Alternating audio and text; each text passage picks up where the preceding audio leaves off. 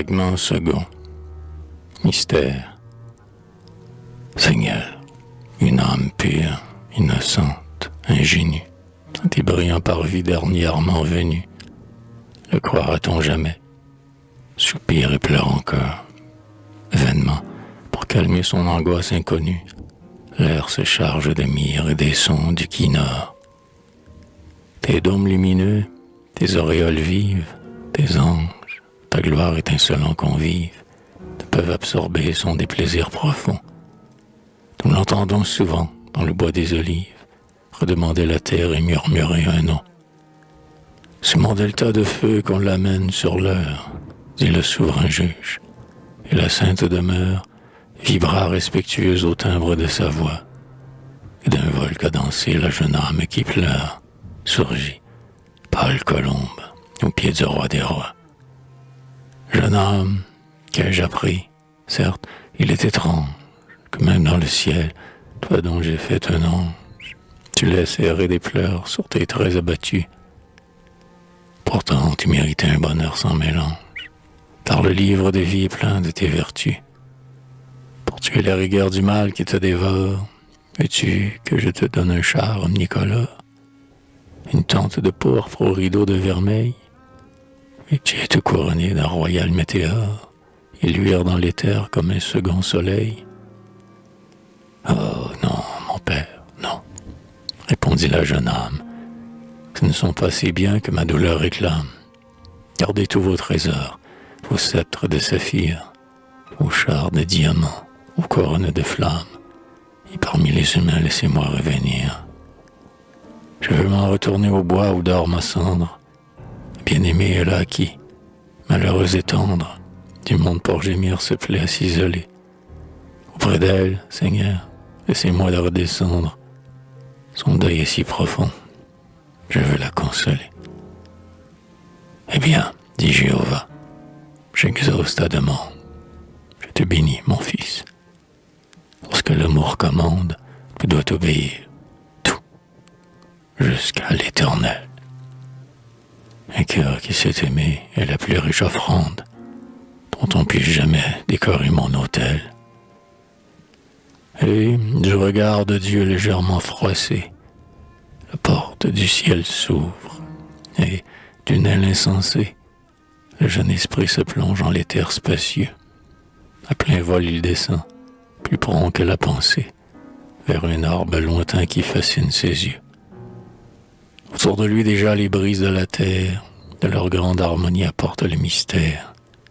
Son pied rase des monts le nébuleux cimier, et sous le ciel créole, en un parc solitaire, il se jette invisible aux feuilles d'un palmier.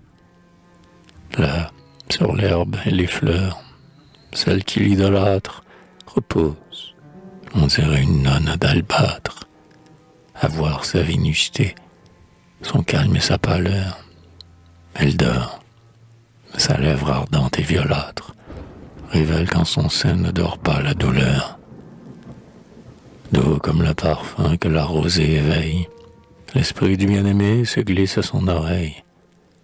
Il mêle à ses cheveux de suave senteur, et, pour asséréner son beau front qui sommeille, à voix basse il lui dit ces mots fascinateurs.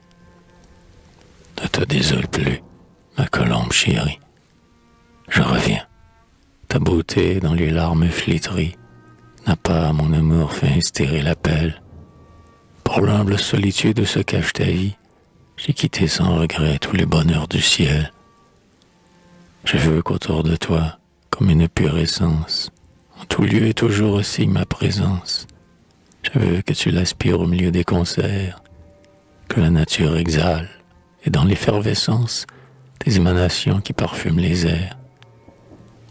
Au doux tomber du jour, lorsque la rêverie alanguira tes pas dans la tiède prairie, sur les losanges d'or mon âme glissera, et suspendant son vol, belle, heureuse, attendrie, comme en nos soirs d'amour elle te sourira.